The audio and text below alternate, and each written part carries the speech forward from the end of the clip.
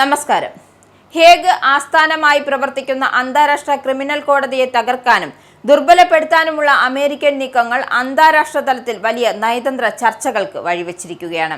ICCക്കെതിരായ അമേരിക്കയുടെ ഈ പടയൊരുക്കം president Donald ട്രംപിനെ വ്യക്തിപരമായി സംരക്ഷിക്കാനല്ല, മറിച്ച് ഇസ്രായേൽ പ്രധാനമന്ത്രി ബെഞ്ചമിൻ നെതന്യാഹുവിനെയും മറ്റ് ഉന്നത ഇസ്രയേലി ഉദ്യോഗസ്ഥരെയും ലക്ഷ്യമിടുന്നതാണ് എന്ന് ട്രംപ് തന്നെ വ്യക്തമാക്കിയിരിക്കുകയാണ്.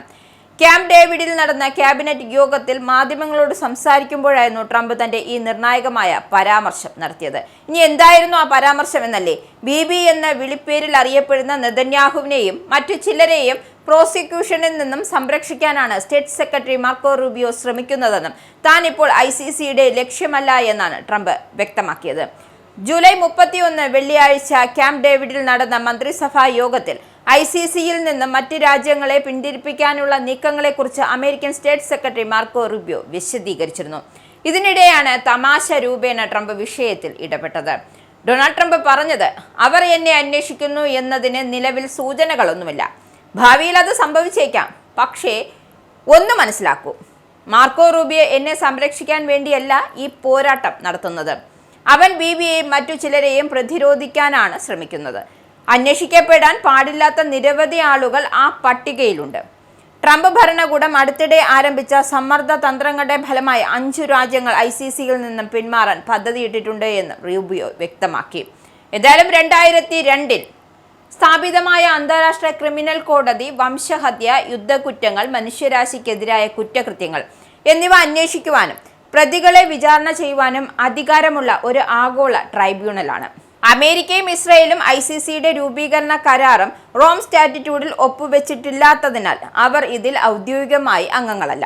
എന്നാലും ICCയിൽ അംഗങ്ങളായ രാജ്യങ്ങളുടെ അതിർത്തിക്കുള്ളിൽ വെച്ച് കുറ്റകൃത്യങ്ങൾ നടക്കുകയാണെങ്കിൽ അംഗങ്ങളല്ലാത്ത രാജ്യങ്ങളിലെ പൗരന്മാർക്കെതിരെയും നടപടിയെടുക്കാൻ അന്താരാഷ്ട്ര കോടതിക്ക് നിയമപരമായ അധികാരമുണ്ട്.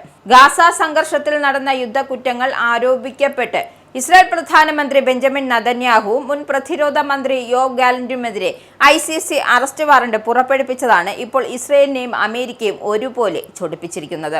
അമേരിക്കയുടെ വാദമനുസരിച്ച് ഇസ്രായേൽ നേതാക്കളെ ലക്ഷ്യമിടുന്ന അതേ തന്ത്രം ഭാവിയിൽ അമേരിക്കൻ സൈനികർക്കോ ഭരണാധികാരികൾക്കെതിരെയോ പ്രയോഗിക്കപ്പെടാൻ സാധ്യതയുണ്ട്.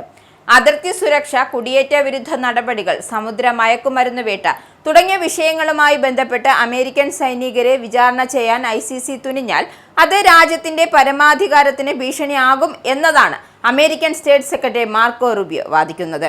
ഹേഗ് ആസ്ഥാനമായി പ്രവർത്തിക്കുന്ന അന്താരാഷ്ട്ര ക്രിമിനൽ കോടതിയുടെ പ്രവർത്തനം പൂർണ്ണമായും സ്തംഭിപ്പിക്കുവാനും ദുർബലപ്പെടുത്തുവാനും ട്രംപ് ഭരണകൂടം ലക്ഷ്യമിടുന്നത്. ഇതിനായി ആസൂത്രിതമായി ഒന്നിലധികം പ്രതിരോധ തന്ത്രങ്ങളാണ് അമേരിക്ക നയതന്ത്രത്തിൽ പ്രയോഗിക്കുന്നത്.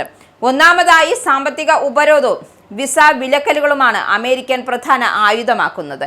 എന്തായാലും ICC ഉദ്യോഗസ്ഥർക്കും ജഡ്ജിമാർക്കും അവരുടെ അടുത്ത ബന്ധുക്കൾക്കും സാമ്പത്തിക ഉപരോധം ഏർപ്പെടുത്തുകയും അമേരിക്കയിലേക്ക് പ്രവേശിക്കുന്നതിൽ നിന്നും വിസ നിഷേധിച്ച് യാത്രാ വിലക്ക് ഏർപ്പെടുത്തുകയും ചെയ്യുക എന്ന കാർക്കശ്യമേറിയ നിലപാടാണ് ഭരണകൂടം സ്വീകരിക്കുന്നത്.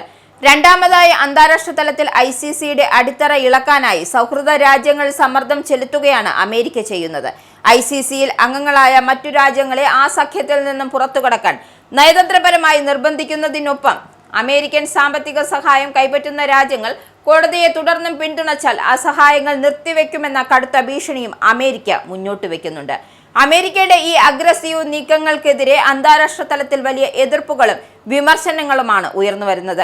ട്രംപ് ഭരണകൂടത്തിന്റെ ഈ കടുത്ത പോരാട്ടത്തിന് അന്താരാഷ്ട്ര നിയമ വിദഗ്ധരും പ്രമുഖ മനുഷ്യാവകാശ സംഘടനകൾ ഒരുപോലെ ശക്തമായി അപലപിക്കുകയാണ്. ഹ്യൂമൻ റൈറ്റ്സ് വാച്ചിന്റെ മുൻ മേധാവി കെന്നത്ത് റോത്ത് ഉൾപ്പെടെയുള്ള പ്രമുഖർ അമേരിക്കൻ സ്റ്റേറ്റ് സെക്രട്ടറി മാർക്കോ റൂബിയോയുടെ നിലപാടുകളെ നിശിതമായി വിമർശിച്ചിരുന്നു. അമേരിക്കൻ സൈനികർ ഭാവിയിൽ ചെയ്തേക്കാവുന്ന യുദ്ധ കുറ്റകൃത്യങ്ങൾക്ക് ശിക്ഷ ലഭിക്കാത്ത അവസ്ഥ ഉറപ്പാക്കാൻ വേണ്ടിയാണ് ഭരണകൂടം ദേശീയ പരമാധികാരം എന്ന വാദം ഉയർത്തുന്നതെന്ന് കെന്നത്ത് റോത്ത് ചൂണ്ടിക്കാട്ടുകയാണ്.